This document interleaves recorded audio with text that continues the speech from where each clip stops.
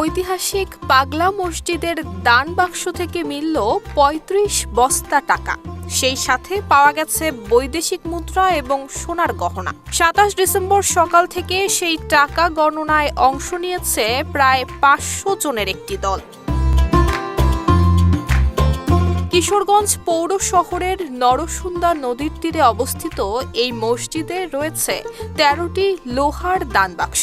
প্রতি ৩ মাস পরপর খোলা হয় বাক্সগুলো। এতে গণনার কাজে অংশ নেন মাদ্রাসার ছাত্র থেকে শুরু করে ব্যাংক কর্মকর্তারাও।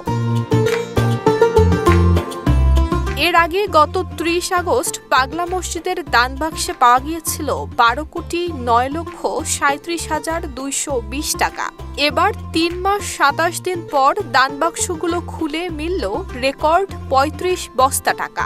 আমরা ৩০ আগস্ট ২০২৫ তারিখে খুলেছিলাম, তখন টাকার পরিমাণ ছিল ১২,৯,৩৭,২২০ টাকা, যা গণনা শেষে রূপালী ব্যাংক মসজিদের অ্যাকাউন্টে জমা করা হয়। আর মনোবল হতো হয় স্পাদ্রিত। জেরুসালেম ২৫ বছরের পথ চলায় নিরাপদে রাখার প্রত্যয়ে। দেশের বিভিন্ন প্রান্ত থেকে হিন্দু মুসলিম সহ বিভিন্ন ধর্ম বর্ণের মানুষ মানত নিয়ে আসেন এই পাগলা মসজিদে।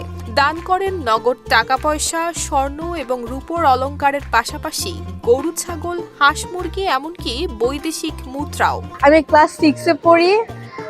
আমার মনের ইচ্ছাগুলো এখানে পূরণ করার জন্য এসেছি, কারণ এখানে সবাই আসে কম বেশি তাদের মনের ইচ্ছা পূরণ করার জন্য। আমি ময়মনসিংহ থেকে আসি। আমার দেশের মানুষে কইছে নোয়ালে যারা যারা মানত করে তার মনে আশা পূর্ণ করে, মানে আমরা এখানে আসি আল্লাহ আশা পূর্ণ করছে, এই জন্য আমরা আসতে আসি। সালে সেই পাগলা মসজিদে যেটা নিয়ত করে সেটা পূর্ণ হয়, তার কারণে আমি দান করতে পারছি। দান করি আবার চট্টগ্রাম চলে যাব। সময়ের সঙ্গে সঙ্গে বেড়েছে এই মসজিদের খ্যাতি এবং ঐতিহাসিক মূল্য।